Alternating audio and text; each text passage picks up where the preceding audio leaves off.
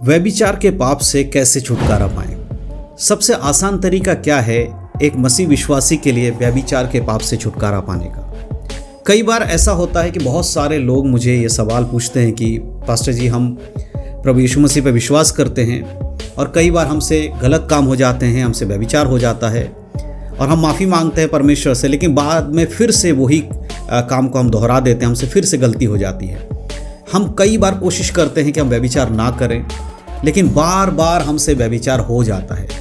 हम क्या करें? हमें कोई रास्ता बताइए, हमें बताइए बाइबल के अनुसार व्यभिचार से छुटकारा कैसे पाया जा सकता है, कैसे व्यभिचार के जो पाप है उसके हम अपने आप जीवन से बाहर कर सकते हैं। तो आज इस वीडियो में मैं उन सारे सवालों के जवाब देने वाला हूं जो अक्सर लोग मुझसे पूछते हैं।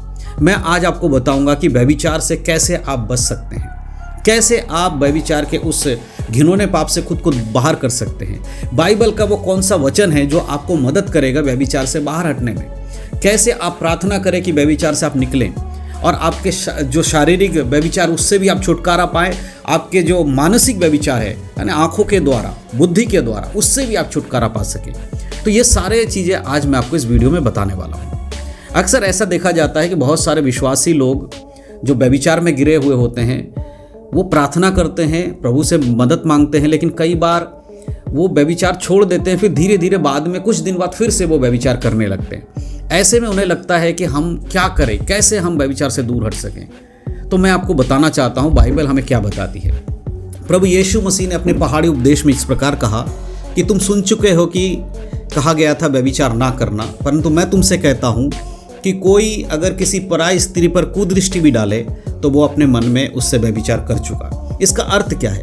इसका अर्थ है, प्रभु यीशु मसीह ये बताते हैं कि पुराने नियम में जब मूसा के द्वारा परमेश्वर ने नीति वचन 20 अध्याय में जो आज्ञा दिया कि तू व्यभिचार ना करना, उसका मतलब ये था कि फिजिकल व्यभिचार के बारे में यहूदियों को, इजरायलियों को परमेश्वर ने कहा कि तुम व्यभिचार नहीं करना, यानी एक गलत संबंध में नहीं जाना।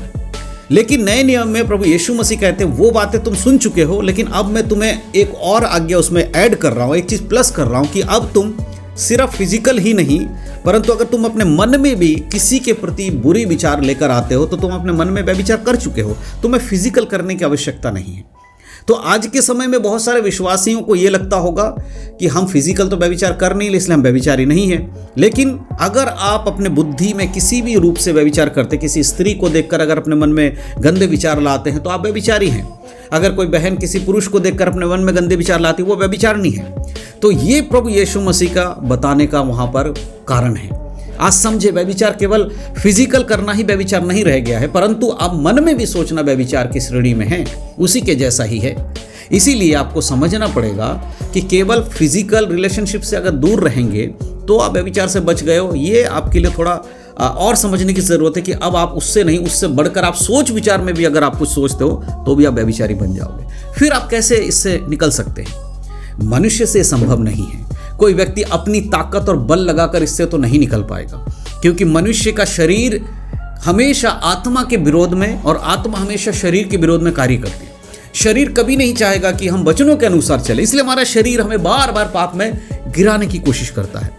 प्रार्थना में बढ़ने नहीं देता है ना, उपवास में बढ़ने नहीं देता। शरीर की कमजोरियां आ जाती हैं, बहुत सारी चीज़ों में रुकावट आती है, लेकिन आत्मा मजबूत है, आत्मा बलवंत है।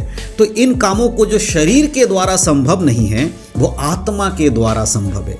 बाइबल बताती है कि आत्मा के द्वारा अगर तुम चलाए जाओगे तो तुम शरीर की अभिलाषाओं को कभी पूरा नहीं कर पाओगे। और हमारे लिए होना यही चाहिए, हमें शरीर की अभिलाषाओं को नहीं पूरा करना है, आत्मा की इच्छा पे चलना है। तो जिन लोगों को लगता है कि हम व्यभिचार से बाहर नहीं आ पा रहे हैं, मैं उन्हें खासकर बताना चाहता हूं कि आपको करना क्या है। सबसे पहले आपके पास ये विषय है कि आप पाप से छुटकारा नहीं पा रहे, व्यभिचार के पाप से। आपको सबसे पहले प्रार्थना करना है। हो सके तो उपवास के साथ प्रार्थना कीजिए।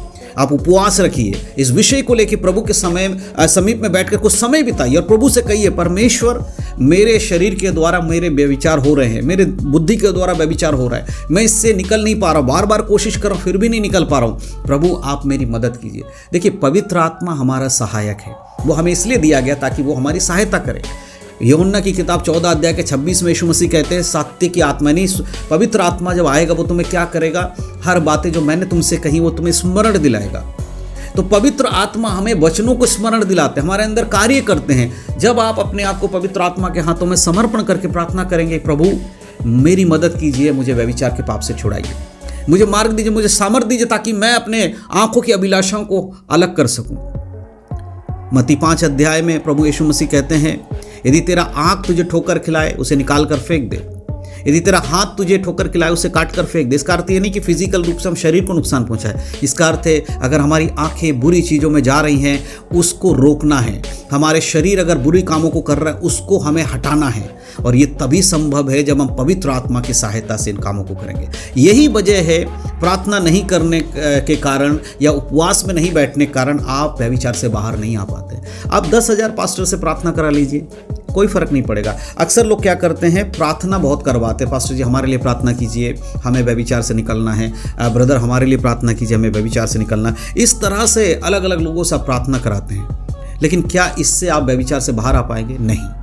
जब तक आप खुद समर्पण नहीं करेंगे प्रभु से, जब तक अपने किए हुए पापों को अंगीकार करके प्रभु से नहीं कहेंगे मुझसे गलती हो गई परमेश्वर, आगे मैं ये नहीं करूंगा, प्रभु मुझे सामर्थ दीजिए, आप ही है जो मुझे सामर्थ दे सकते, आप ही मुझे बचा सकते हैं इस पाप से, इसको करने से, तब तक आप इससे बाहर नहीं आ सकते।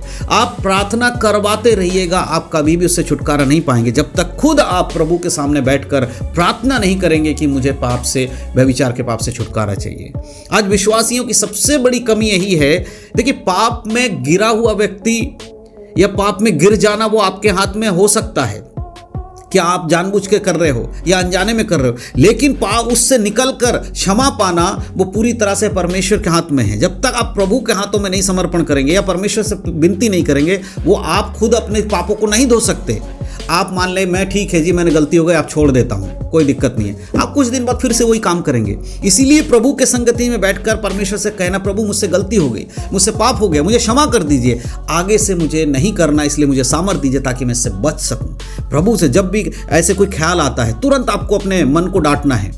जैसे आपको बुरे विचार आते हैं, किसी के बारे में गंदी सोच आती है, तुरंत कहना है, भजन संहिता में जैसे दाऊद कहता है, हे मेरे मन यहोवा को धन्य का है, अपने मन पे कंट्रोल करता है, उसी प्रकार अपने मन को कहना है, तू बुरे चीज़ों में नहीं जाना, तुझे यहोवा के वचनों पे जाना है। अपने मन को, जैसे आपके मन में बुरे विचार आए, तुरंत प्रार्थना करना है, प्रभु यीशु मसीह के नाम से बुरे विचार मेरे बुद्धि से निकल जाए, यीशु मसीह के नाम से मेरी सोच यीशु मसीह के नाम से निकल जाए। इस तरह से अपने अंदर ये विश्वास लाकर प्रार्थना करना है। जब आप इस तरह से प्रार्थना करेंगे और उपवास रख के प्रार्थना करेंगे, तब आपको एक सामर्थ प्रभु की ओर से मिलेगा जो आपको मजबूत करेगा ऐसे निर्णय लेकर उस पर चलने के लिए। हालेलुया। तो आज के समय में अगर आपके साथ भी ऐसा हो रहा है कि आप व्यभिचार में गिर रहे हैं, आप बार बार कोशिश कर रहे उससे बाहर आने की लेकिन नहीं आ पा रहे हैं, तो आपको यही करना है, आपको प्रार्थना करना है और वचनों के अनुसार आपको जानना है कि प्रभु क्या कहता है। तो लगातार अपने जीवन को प्रभु के हाथों में समर्पण कीजिए और मैं विश्वास करता हूं कि आपको समझ में आ रहा है। प्रार्थना बहुत इंपॉर्टेंट है, अपने पापों के लिए अंगीकार करना, प्रार्थना करना, उपवास रख के व्यभिचार के लिए कि परमेश्वर मेरे व्यभिचार मुझसे दूर हो, तब आप देखेंगे कि आप जो निर्णय लेंगे उससे परमेश्वर चलने में आपको मदद करेंगे। अगर आप अपने ताकत और बल लगाकर हटना चाहते हैं तो कई बार ये पॉसिबल नहीं हो सकता, क्योंकि शरीर हमारे वश में क्या करता है, शरीर हमें कंट्रोल में रखना चाहता है। हमें आत्मा से चलना होगा, हमें प्रभु के वचनों का सहारा लेना होगा, हमें प्रार्थना का सहारा लेना होगा, तब जाकर आप व्यभिचार से निकल पाएंगे। तो प्रार्थना करवाने से ज़्यादा प्रार्थना करना शुरू कीजिए और प्रभु के हाथों में अपने आप को समर्पण कीजिए। तो मैं विश्वास करता हूँ इस वीडियो के माध्यम से कई सारे लोगों के सवाल का जवाब मिल गया है। और अगर अब भी आपका कोई सवाल है इस व्यभिचार के पाप से रिलेटेड, तो नीचे कमेंट बॉक्स में आप बेधड़क लिख दीजिए, जो आपका सवाल आप लिख सकते हैं और हमें भेज सकते हैं। आने वाले समय में मैं हो सकेगा तो कमेंट के द्वारा आपको जवाब दे दूंगा, नहीं तो मैं एक अगला वीडियो बनाकर आप तक ज़रूर पहुंचाऊंगा। अगर ज़्यादा सवाल आएंगे तो मैं एक वीडियो बना दूंगा, तो जितने लोग कमेंट कर सकते हैं आप लोग करिए। जिनको अगला वीडियो चाहिए व्यभिचार के बारे में तो आप कमेंट कीजिए, मैं ज़रूर बनाऊंगा। और इस वीडियो को अपने मसीह भाई बहन में शेयर करिए, हो सकता है कि आपके शेयर करने से एक व्यक्ति जो पापी होगा मन फिरा लेगा। तो परमेश्वर इन सब बातों के द्वारा आप सबको आशीष दे। यीशु मसीह के नाम में सभी को जय मसीह की। God bless you. आशीषित रहे, प्रभु में बढ़ें, उद्धार में बने रहें। यीशु मसीह के नाम में सबको जय मसीह की।